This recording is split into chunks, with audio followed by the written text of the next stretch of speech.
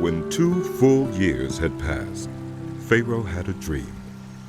He was standing by the Nile when out of the river there came up 7 cows, sleek and fat, and they grazed among the reeds. After them 7 other cows, ugly and gaunt, came up out of the Nile and stood beside those on the riverbank. And the cows that were ugly and gaunt ate up the 7 sleek, fat cows. Then Pharaoh woke up.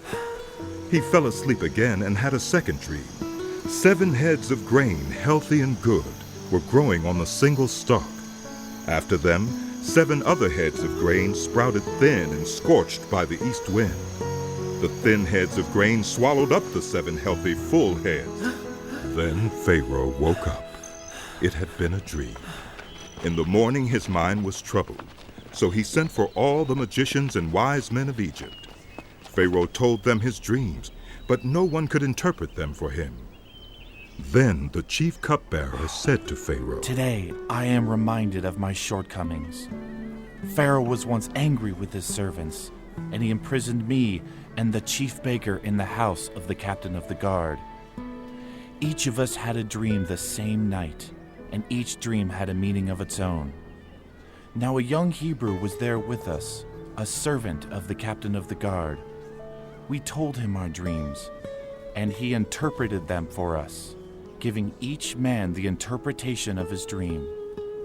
And things turned out exactly as he interpreted them to us. I was restored to my position, and the other man was impaled." So Pharaoh sent for Joseph, and he was quickly brought from the dungeon. When he had shaved and changed his clothes, he came before Pharaoh. Yes, my lord. Pharaoh said to Joseph, "I had a dream, and no one can interpret it. But I have heard it said of you that when you hear a dream, you can interpret it." I cannot do it. Joseph replied to Pharaoh. But God will give Pharaoh the answer he desires. Then Pharaoh said to Joseph, "In my dream I was standing on the bank of the Nile, when out of the river there came up 7 cows, fat and sleek, and they grazed among the reeds. After them, 7 other cows came up, scrawny and very ugly and lean. I had never seen such ugly cows in all the land of Egypt. The lean, ugly cows ate up the 7 fat cows that came up first. But even after they ate them, no one could tell that they had done so. They looked just as ugly as before. Then I woke up. In my dream I saw 7 heads of grain, full and good, growing on a single stalk. After them, 7 other heads sprouted, withered and thin and scorched by the east wind. The thin heads of grain swallowed up the 7 good heads. I told this to the magicians, but none of them could explain it to me." Then Joseph said to Pharaoh, The dreams of Pharaoh are one and the same. God has revealed to Pharaoh what he is about to do.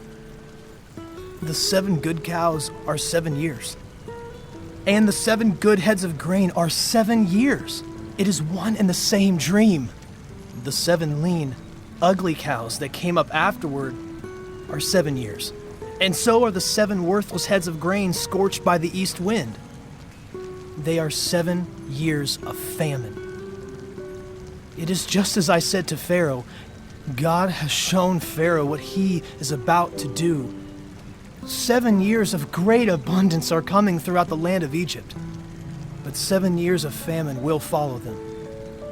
Then all the abundance in Egypt will be forgotten, and the famine will ravage the land. The abundance in the land will not be remembered because the famine that follows it will be so severe. The reason the dream was given to Pharaoh in 2 forms is that the matter has been firmly decided by God, and God will do it soon. And now let Pharaoh look for a discerning and wise man and put him in charge of the land of Egypt.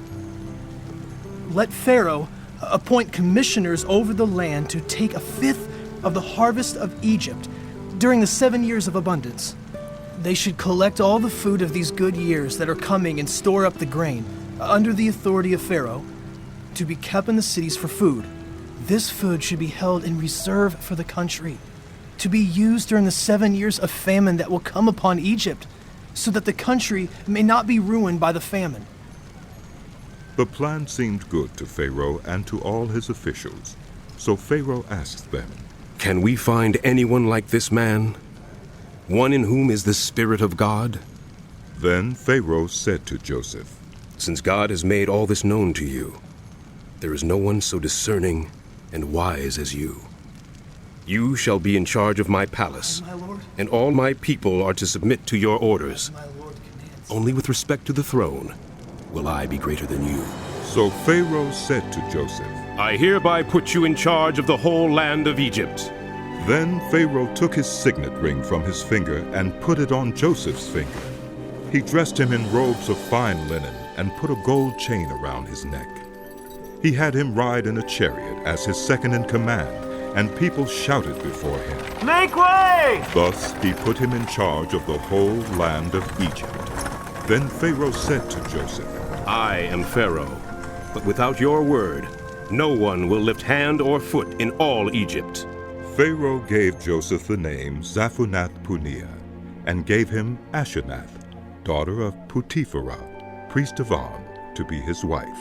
And Joseph went throughout the land of Egypt.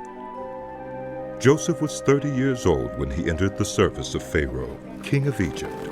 And Joseph went out from Pharaoh's presence and traveled throughout Egypt. During the 7 years of abundance, the land produced plentifully.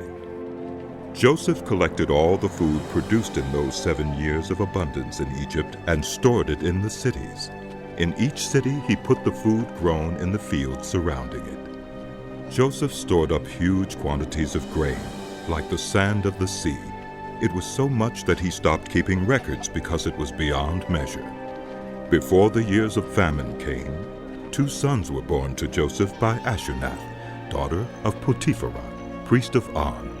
Joseph named his firstborn Manasseh and said, "It is because God has made me forget all my trouble and all my father's household."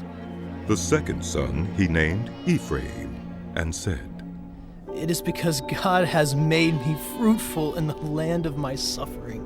The 7 years of abundance in Egypt came to an end, and the 7 years of famine began, just as Joseph had said. There was famine in all the other lands, but in the whole land of Egypt there was food. When all Egypt began to feel the famine, the people cried to Pharaoh for food. Then Pharaoh told all the Egyptians, "Go to Joseph and do what he tells you." When the famine had spread over the whole country, Joseph opened all the storehouses and sold grain to the Egyptians, for the famine was severe throughout Egypt. And all the world came to Egypt to buy grain from Joseph, because the famine was severe everywhere.